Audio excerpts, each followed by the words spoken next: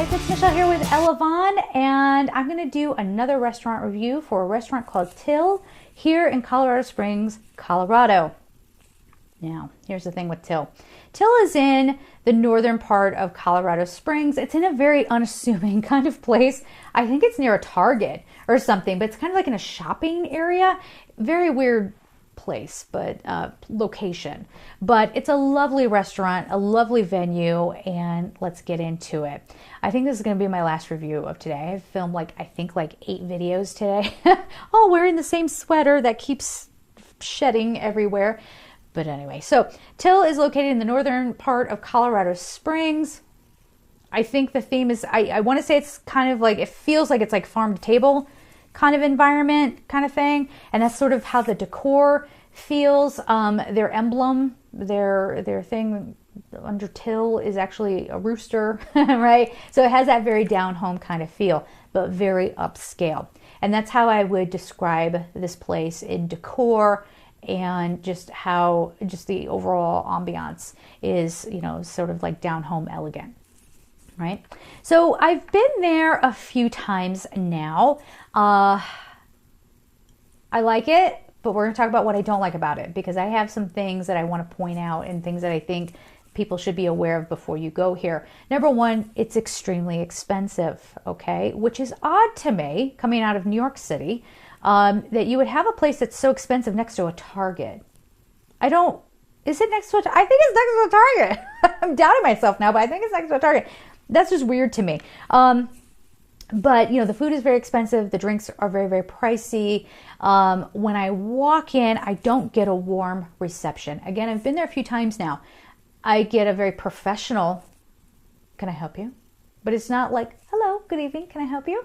It's not like that. I don't get a smile too often. So be aware of that.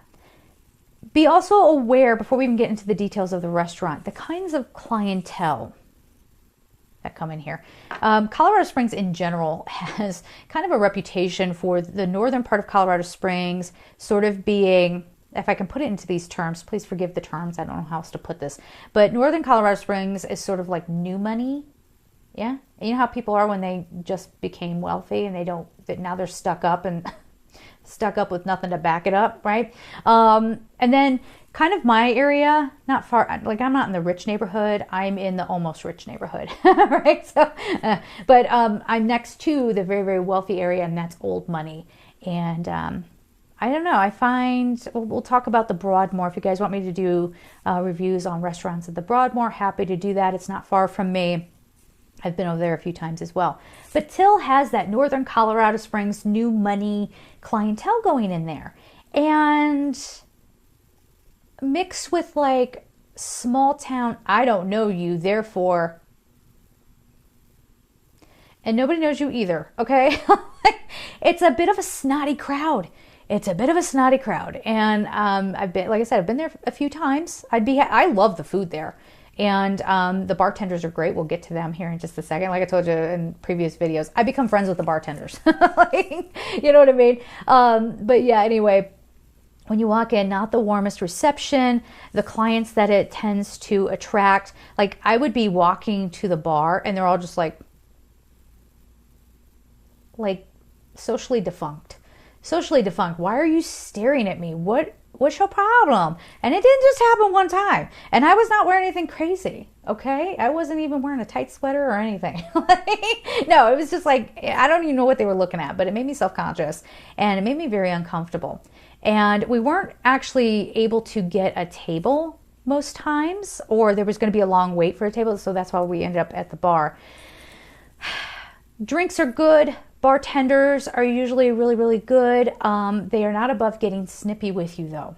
Okay? Again, there's this kind of, what's the word I'm looking for? The word escapes me, but there's a little bit of neuroses. It's a neurotic crowd kind of in there. Now, some people, if the owners are watching this, listen, I'm sorry, I gotta hand it to you straight. I don't know why that kind of crowd is attracted to this place, but and I'm sure the bartender's having to deal with neurotic clientele from time to time. they're going to get a little on you every once in a while. I did feel like there were a couple of times, like I felt like I was going to get scolded. Like, I'm like, can I get my check? And they would kind of look at me. Yeah, you need your check? Like there was a moment on their faces where it's like, what? And then like, okay, I'll get your check for it. Okay. But for the most part, the bartenders I've come across have been great. They've been really wonderful. The staff has been really nice, besides the hostess and besides a couple of people behind the bar. So overall, service could be friendlier, could be warmer. If you're going to do like down home elegance, you need to equalize a little bit here. Part of the down home feeling is being welcoming. Okay. So there's that. I think my biggest thing with this place is, again, just the other people that hang out there. I've been up at that bar and there are like single guys that come up and they stand there. If you're looking to pick somebody up, you might be able to do so there, but careful who you're picking up. Because again, they seem just kind of uptight and judgmental. I don't know how else to put it. Just very uptight and judgmental and sort of cliquey, like a little bit cliquey. Yeah, not the same kind of free flow conversation that you would get from like going to the rabbit hole downtown. So a little uppity, but drinks, phenomenal drinks. Food, really good food. Yeah, I don't know. Why else would I go there? I do like how it's decorated in there, and I'm a sucker for ambiance, like with like how like lighting and interior design, and that's really wonderful too. It has kudos to the interior designer who designed the lighting. It's really good lighting in there. I love it. And it does kind of add to the warmness. But the kitchen seems like it's huge, but there was a pretty long wait for our food. Like, I don't know why, but the place is hopping, and I guess the kitchen has to serve everybody. And it's a very big place. So maybe that's why. But overall, I would give it a B+. A B+. Just because, I don't know, sometimes I'm just not in the mood for that crap. I like to think of myself as an open-minded, down-to-earth person. I don't mind having conversation with people, but I'm, not going to force it on anybody. But when people are staring at you and then going, or the wait staff is kind of like, okay, I'll get your check, plus the prices, I don't know, guys. I don't know.